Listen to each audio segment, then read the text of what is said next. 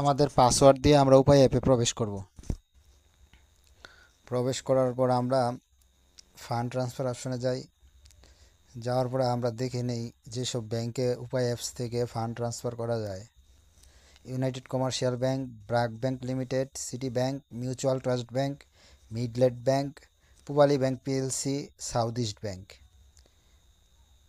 এই 9টি ব্যাংকে আপনারা ইউপে উপায় অ্যাপস থেকে ফান্ড ট্রান্সফার করতে পারবেন।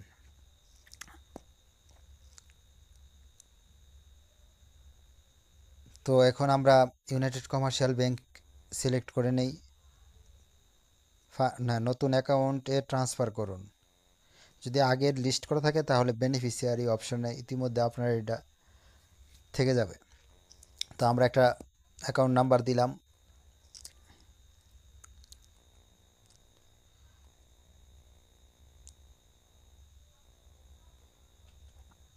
আমরা একটা নাম্বার বসিয়ে দিলাম।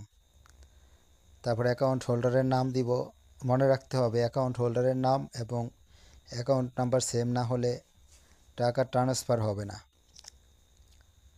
আমরা এখান থেকে 3 পয়সা দিই, তবে 3 পয়সা ফান্ড ট্রান্সফার হবে না। মিনিমাম 10 টাকা এবং সর্বোচ্চ 50,000 টাকা একবারে ফান্ড ট্রান্সফার করা যায়।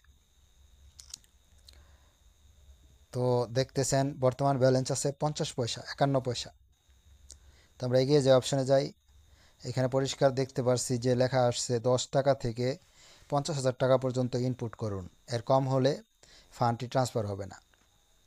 10 টাকা থাকলে তারপরে আমরা এগিয়ে যাই অপশানে গিয়ে মোবাইল থেকে একটি ওটিপি পাবো, ওটিপিটি বসিয়ে দিয়ে আমরা কনফার্ম করে দিলে ফান্ডটি ট্রান্সফার হয়ে যাবে।